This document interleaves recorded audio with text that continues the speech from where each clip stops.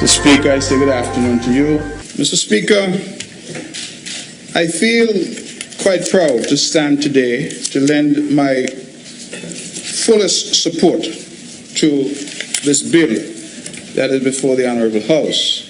The truth be told that the Team Unity candidates, those for the PLP, those for the PAM, and those for the CCM, we did far better than we had ever done. And that sends its own message. It says that in the last 5 years, people were satisfied that we had managed the country in an effective way. With all the allegations that have come, with the constant barrage of accusations in the media, it sent a clear signal that people were satisfied with how the country was being managed. And for that, one must credit the Prime Minister, because leadership is not easy, because we're the smallest country in the hemisphere. The smallest. And yet when we hear the reports, we recognize that St. Kitts and Nevis continues to perform best in class. You heard about the stimulus package, the size, the breadth, the depth. Where else had that kind of approach?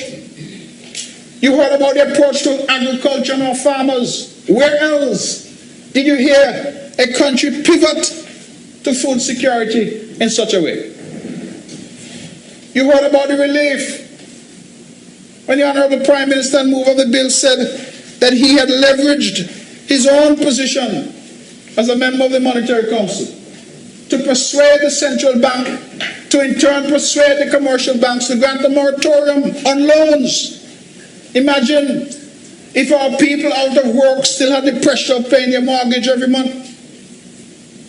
So when you talk about good governance, you talk about taking care of people, you talk about putting people first, having policies that are centered around people. COVID-19 and our response, in my respectful view, Mr. Speaker, was best in class. Our response was best in class. We recognize that there will and will always be difficulties. But my task for the short time that God allows me to occupy these halls is to encourage our people at all times to be proud of our country, to celebrate each other, to celebrate our achievements. And our fight against COVID-19 has been stellar. The leadership has been stellar. In health, in finance, in security, it has been stellar. This is a fight for our very lives. Not only for our livelihoods, but for our lives. So going back for a moment to the response, and what I'm calling the genius of the Prime Minister as Minister of Finance and the team at the Ministry of Finance.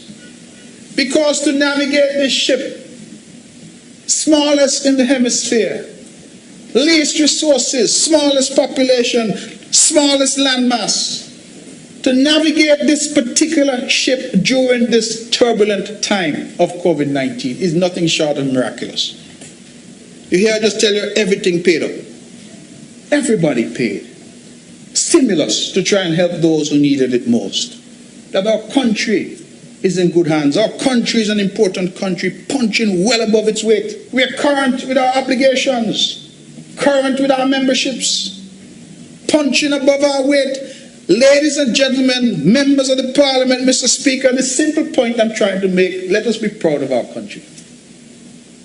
Let us be proud of our country, because our country has done well.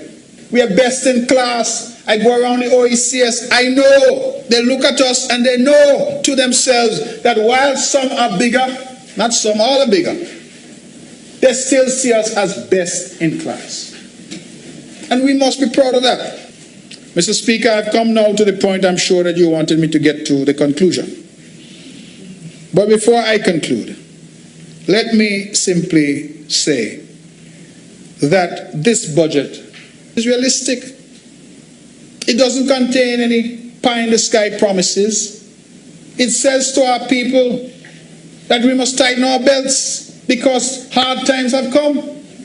not through any fault of our own, not through any mismanagement or lack of transparency or good governance. And that is why I have to commend the move of the bill, the Prime Minister and Minister of Finance, the Financial Secretary, and the entire team. And commend the Cabinet too, because the process over here is a very open and transparent one, where all Cabinet members participate in the budget discussions leading up to the compilation of the budget. The ministries don't always get what they want, the ministers don't always get what they want. But at the end of the day, we have a document that is fit for purpose, and a document that speaks to the challenges but also the hopes and aspirations for the nation of St. Kitts and Nevis for the new fiscal year. And so I commend all who have been involved.